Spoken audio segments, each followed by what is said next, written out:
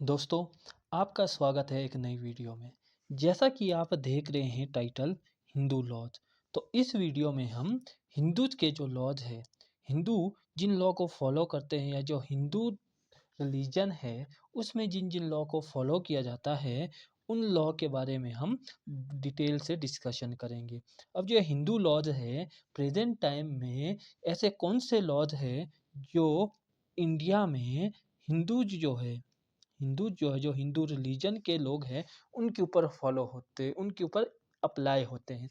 सबसे पहले हम देखेंगे कि लॉ के अकॉर्डिंग हिंदू कौन कौन है, कौन कौन जो है हिंदू है, किसके ऊपर ये एक्ट अप्लाई होंगे और ये कौन कौन से एक्ट है जो हिंदूज के ऊपर अप्लाई होते हैं। तो सबसे पहले हम इसका इंट्रोडक्शन देखेंगे। इंट्रोडक्शन कि हिंदू लॉज कौन कौन से लॉज है जो हमने पढ़ने हैं, ये जिस चीज़ के बारे में हमने समझना है कि कौन कौन से लॉज है।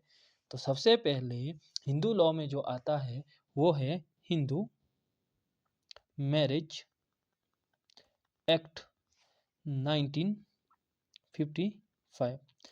ये जो हिंदू मैरिज एक्ट है 1955 का, ठीक है, ये जो हिंदू मैरिज एक्ट है 1955 का, ये 18 तारीख को 18 मई 1955 सॉरी 18 मई 1955 को जो है ये इन्फोर्समेंट में आया और इसकी अनेक्टमेंट डेट भी सेम है 1955 18 मई।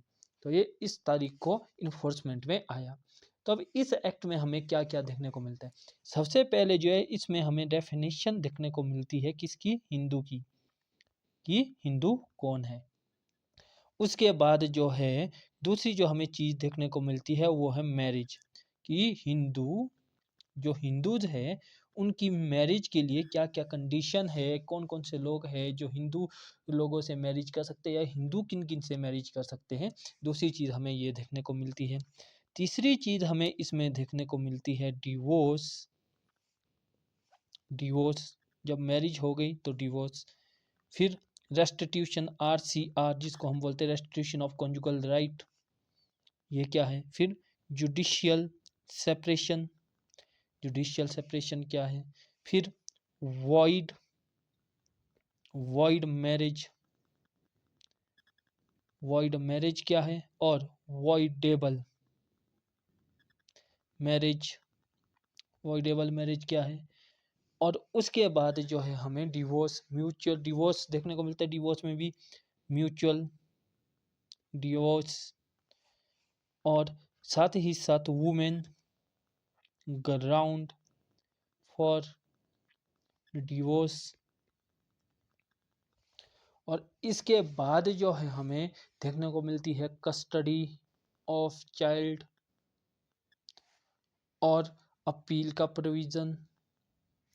और साथ ही साथ जो जॉइंट प्रॉपर्टी है, joint property of husband and wife, divorce के बाद उसका डिसोल्यूशन कैसे होगा, वो कैसे बांटी जाएगी, वो सारी चीज़ें जो है हमें हिंदू मैरिज एक्ट में देखने को मिलती है। इसके बाद जो दूसरा एक्ट है जो है हिंदू हिंदू सक्सेशन एक्ट। अब जो हिंदू सक्सेशन एक्ट है इसमें हमें सबसे पहले देखने को मिलता है इंटरस्टेट सक्सेशन। इंटरस्टेट सक्सेशन जिसमें दो तरह के सक्सेशन हमें देखने को मिलते हैं, एक है मेल, दूसरा है फीमेल। कि इंटरस्टेट सक्सेशन जो है थ्रू मेल कैसे होगा, थ्रू फीमेल कैसे होगा। इसके बाद जो है हमें इसमें देखने को मिलती है डिस्क्वालिफिकेशन। डिस्क्वालिफिकेशन, डिस्क्वालिफिकेशन किस चीज़ की, डिस्क्वालिफिकेशन फॉर फ्रॉम सक्सेशन, कि सक्सेशन से आप डिस्क्वालीफाई कैसे होगे, कब होगे, ठीक है जी। फिर साथ ही हमें देखने को मिलता है एस्टेट, एस्टेट,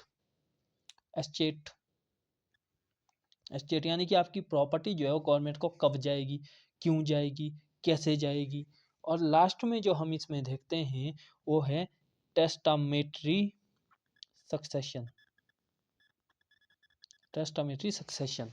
और इसके साथ साथ हम इसमें एक जो बीच में देखेंगे कि लीगल हेयर, ठीक है जी, कि लीगल हेयर कौन है और किसकी प्रॉपर्टी किस किस में जाएगी, यानी कि किसकी प्रॉपर्टी किस किस को जाएगी, ये सारी चीज़ें जो है हमें हिंदू सक्सेशन एक्ट में देखने को मिलती है। अब जो इसके बाद अगला जो एक्ट है जो हम हिंदू लॉ की सीरीज में पढ़ेंगे वो है the Hindu minority and guardianship act 1956। ये जो Hindu minority and guardianship act है 1956 का, इसमें हम देखेंगे कि कौन गार्डियन होगा। एक जो माइनर चाइल्ड है उसका गार्डियन कौन होगा, और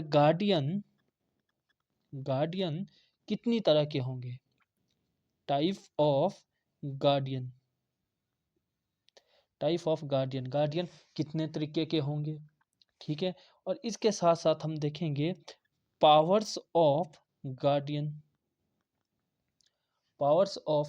गार्डियन और इनकैपेसिटी ऑफ गार्डियन, ठीक है जी। और लास्ट में हम देखेंगे welfare of minor to be paramount consideration, यानी कि कोर्ट जो है किसी भी चीज़ में माइनर की प्रॉपर्टी से रिलेटेड या कोई भी डिसीजन जो माइनर के वेलफेयर में लेना है उसमें सबसे पहले ये देखेगी कि भाई इस डिसीजन में माइनर को फ़ायदा हो रहा है या नहीं हो रहा है। इसके बाद जो हम अगला एक्ट इस सीरीज में देखेंगे वो है the Hindu adoption and maintenance act 1956। Hindu adoption and maintenance act.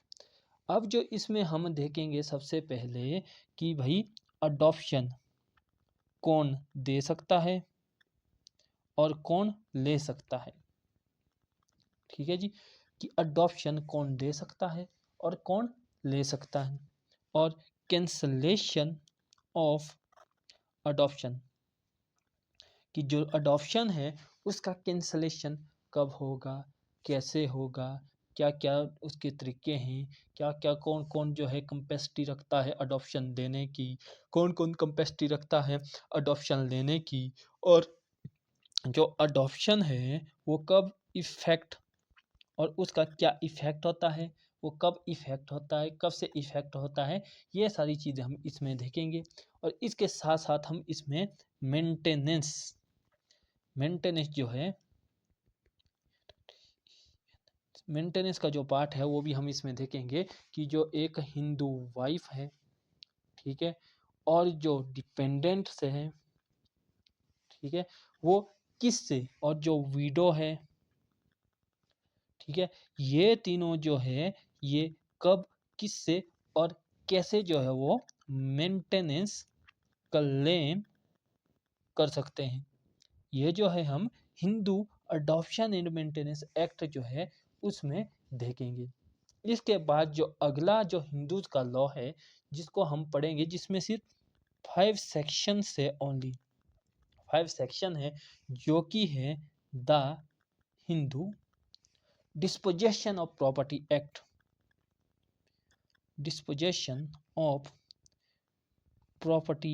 Act 1960 1916 का ये एक्ट है।